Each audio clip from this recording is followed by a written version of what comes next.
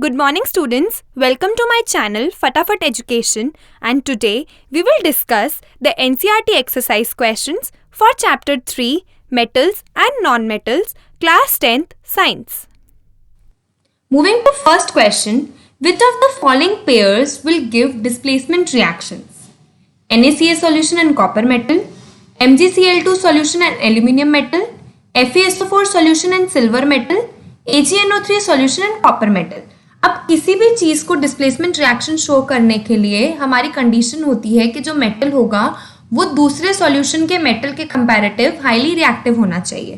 तो अगर हम फर्स्ट पार्ट की बात करें तो हमारा जो कॉपर मेटल है वो as compare to sodium metal less reactive है, तो वो इसीलिए NaCl सॉल्यूशन के साथ डिस्प्लेसमेंट नहीं शो करेगा। अब हम एल्यूमिनियम मेटल की बात करें तो एल्यूमिनियम मेटल जो है वो हमारा मैग्नीशियम मेटल से लेस रिएक्टिव है, तो इसीलिए वो मैग्नीशियम क्लोराइड सॉल्यूशन के साथ डिस्प्लेसमेंट रिएक्शन नहीं शो करेगा। हमारा जो सिल्वर मेटल है वो आयरन के कंपैरेटिव लेस रिएक्टिव है, तो इसीलिए वो आयरन सल्फेट सॉल्यूशन के साथ डिस्प्लेसमेंट नहीं शो करेगा।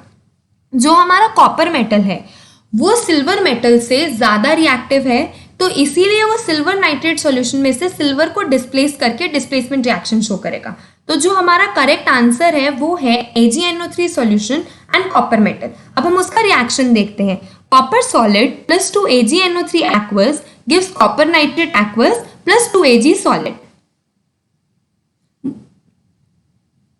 Moving to second part, which of the following methods is suitable for preventing an iron frying pan from rusting?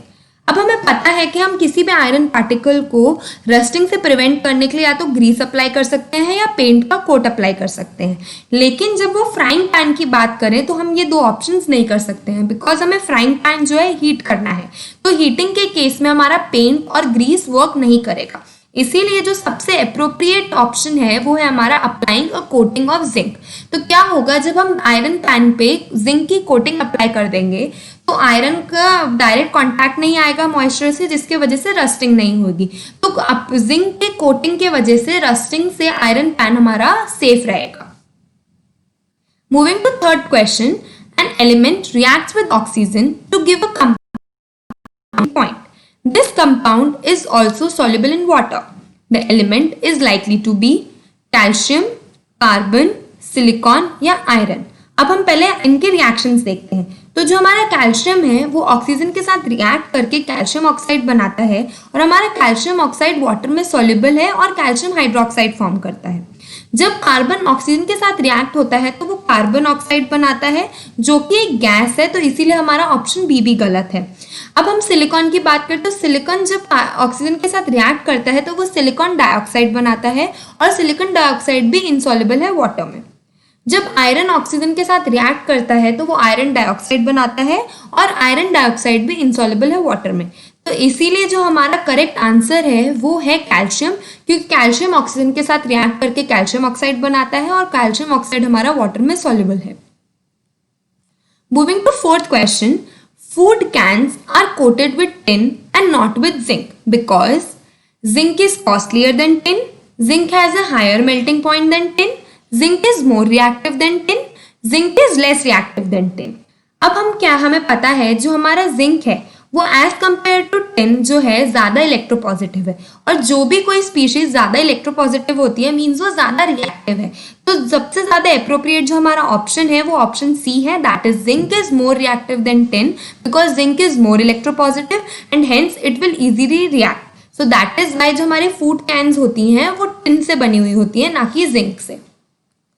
Moving to question 5, you are given a hammer, a battery, a bulb, wires and a switch. How could you use them to distinguish between samples of metals and non-metals? Assess the usefulness of these tests in distinguish between metals and non-metals. अब हम क्या करेंगे, जो metals हमें पता है malleable हैं तो वो इजीली जो है शीट्स फॉर्म में बन सकते हैं जब हम उनको हैमरिंग करेंगे, लेकिन अगर नॉन मेटल्स की बात करें तो नॉन मेटल्स जो है ब्रिटल हैं, तो जब उनको हैमरिंग करेंगे तो वो ब्रेक हो जाएंगे, इसीलिए मीन्स क्योंकि वो हमारे नॉन मैलिएबल है। अब बैटरी, बल्ब, वायर्स और स्विच से क्या करेंगे, तो अब हमारे जो मेटल्स हैं उसको हम अगर बैटरी, बल्ब और वायर से कनेक्ट करके एक सर्किट बनाते हैं तो हम ऑब्जर्व करेंगे कि बल्ब जो है ग्लो हो रहा है। बल्ब इसलिए ग्लो हो रहा है क्योंकि जो हमारे मेटल्स हैं वो गुड कंडक्टर हैं इलेक्ट्रिसिटी के। लेकिन अगर हम मेटल को नॉन मेटल से रिप्लेस करें तो जो ये सर्किट में हम ऑब्जर्व करेंगे वो बल्ब ग्लो नहीं हो रहा है, क्योंकि हमारे जो नॉन मेटल्स हैं वो बैड कंडक्टर हैं इलेक्ट्रिसिटी के। अब उसने पूछा कि आप इस एक्सपेरिमेंट को कैसे डिस्टिंग्विश कर सकते हो मेटल्स और नॉन मेटल्स के बीच। तो हम बता सकते हैं कि जो हमारे मेटल्स हैं वो मेलिएबल हैं और नॉन मेटल्स नॉन मेलिएबल हैं। Metals good conductor of electricity और नॉन मेटल्स जो है पुअर कंडक्टर ऑफ इलेक्ट्रिसिटी हैं, which means we can easily demonstrate the property of malleability and electric conductivity of metals and non metals by the above experiment. Moving to question 6, what are amphoteric oxides? Give 2 examples of amphoteric oxides. अब हमारे जो amphoteric oxides होते हैं वो means as an acid भी react form कर सकते हैं और एज एन बेस भी रिएक्ट कर सकते हैं। मीन्स वो एसिड और बेस दोनों के साथ रिएक्शन शो कर सकते हैं बिकॉज उनके पास एसिड बेस दोनों की प्रॉपर्टीज होती हैं। एग्जाम्पल है हमारा लेड ऑक्साइड और aluminium oxide. Moving to 7th question, name 2 metals which will displace hydrogen from dilute acids and 2 metals which will not।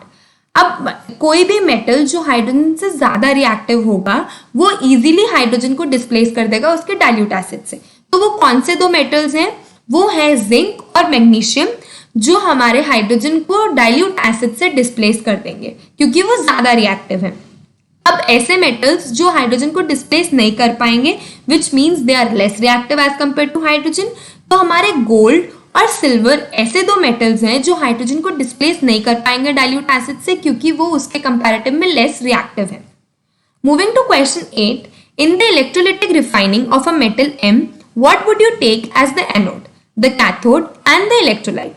तो जब भी किसी मेटल की इलेक्ट्रोलिटिक रिफाइनिंग करनी होती है तो हम थिक ब्लॉक लेते हैं इम्प्योर मेटल का एज एन एनोड, या फिर हम थिन स्ट्रिप और वायर लेते हैं प्योर मेटल का एज ए कैथोड और एक सूटेबल सॉल्ट सॉल्यूशन लेते हैं उस मेटल का as an electrolyte. Moving to question 9, Pratyush took sulfur powder on a spatula and heated it. He collected the gas evolved by inverting a test tube over it as shown in the figure. What will be the action of gas on dry litmus paper, moist litmus paper and write a balanced chemical equation for the reaction taking place.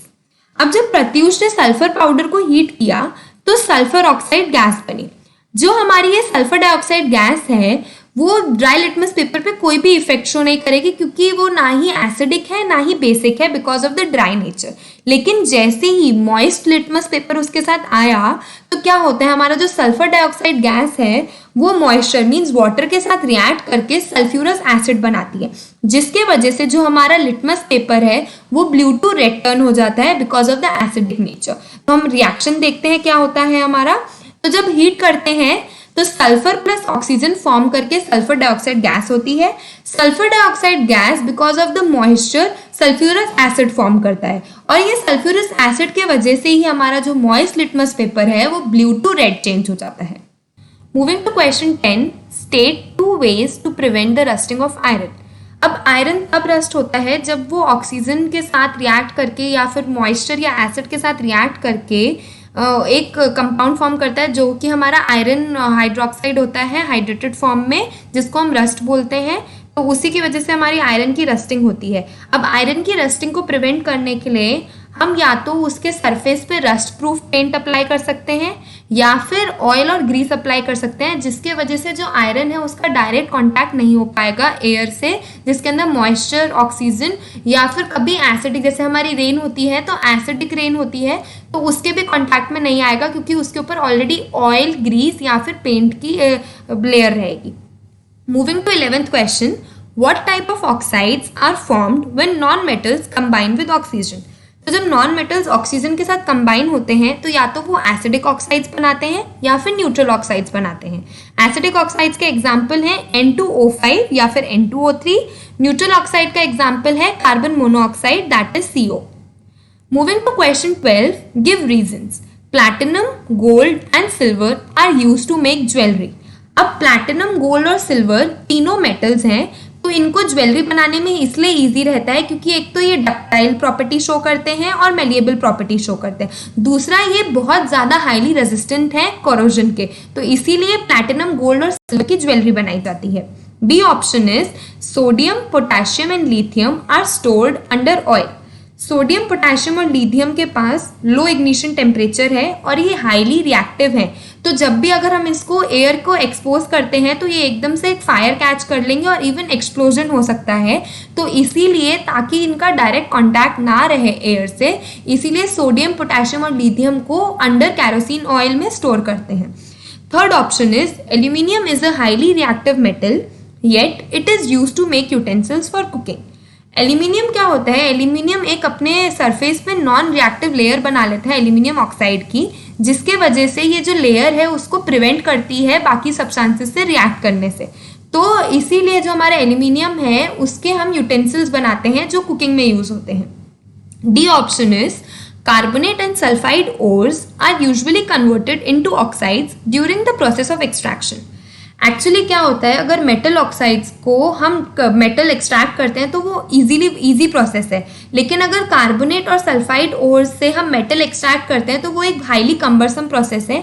इसीलिए carbonate और sulphide ores को पहले हम metallic oxide में convert करते हैं और फिर उसमें से हम मेटल एक्सट्रैक्ट करते हैं, जो बहुत ईजी प्रोसेस है। Moving to question 13, you must have seen tarnished copper vessels being cleaned with lemon or tamarind juice. Explain why these sour substances are effective in cleaning the vessels.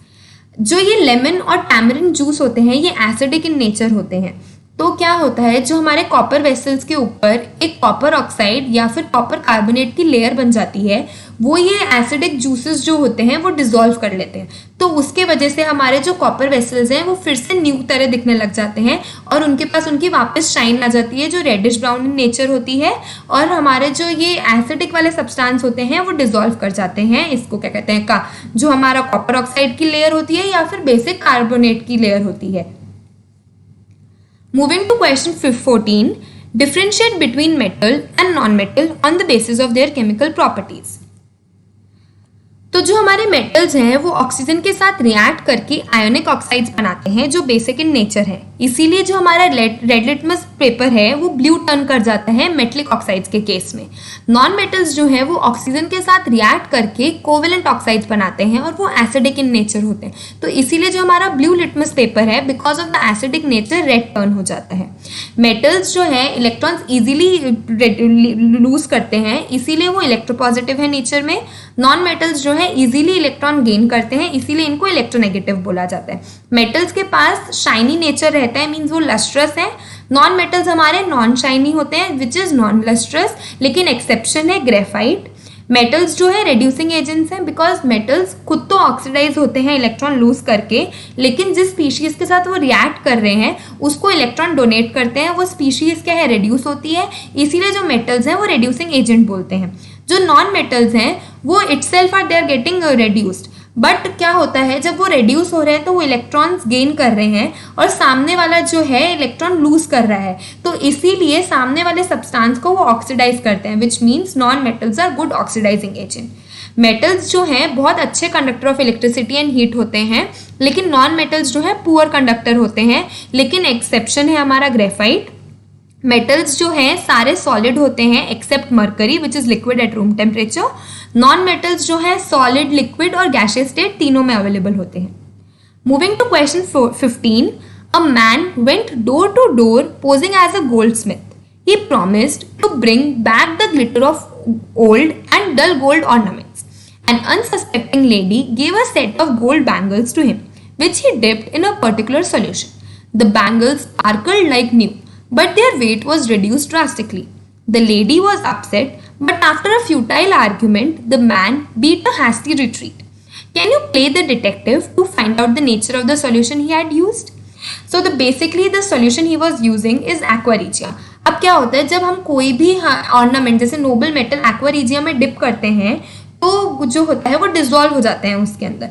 Aqua regia जो है वो एक mixture है concentrated hydrochloric acid which is HCl और concentrated nitric acid which is HNO3 और उसकी ratio रहती है 3:1। तो क्या होता है जब ये गोल्ड स्मिथ उस गोल्ड बैंगल्स को जो ओल्ड हो जाती हैं उनको डिप करता है तो उसके ऊपर से जो वो डल लेयर रहती है गोल्ड की वो डिसॉल्व हो जाती है और इस वजह से जो गोल्ड बैंगल है उसका वेट कम हो जाता है।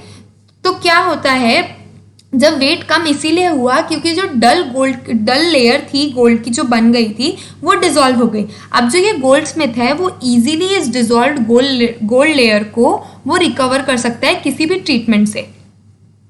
तो basically he was a dishonest Goldsmith. Moving to question 16, give reason why copper is used to make hot water tanks and not steel. अब आपको पता है स्टील जो है वो एलॉय है आयरन का, तो क्या होता है कॉपर इसलिए यूज करते हैं क्योंकि कॉपर जो है रिएक्ट नहीं करता है वाटर या स्टीम से, लेकिन जो आयरन है, क्योंकि आयरन मीन्स जो हमारा स्टील है वो एलॉय है आयरन का, तो उसमें मैक्सिमम जो कंसंट्रेशन है वो आयरन की है स्टील में, और हमें पता है जो आयरन है वो स्टीम के साथ रिएक्ट करके इजीली कोरोड कर सकता है टैंक को, और जो वाटर की हेल्दीनेस रहेगी वो डिट्रॉट हो जाएगी और वो वाटर हम आगे किसी भी काम में यूज नहीं कर पाएंगे। इसीलिए जो वाटर टैंक्स रहते हैं वो कॉपर से बनते हैं।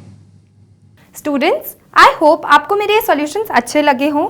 फॉर फर्दर डाउट्स आप मुझे कॉन्टैक्ट कर सकते हो on the given Gmail ID, that is fatafatedu@gmail.com। आप अपने वैल्यूएबल फीडबैक्स हमारे कमेंट बॉक्स में ड्रॉप कर सकते हो, और आगे आप कौन से वीडियो लेक्चर्स देखना पसंद करोगे आप हमें वो भी बता सकते हो। Please like my channel, share and subscribe. Thank you.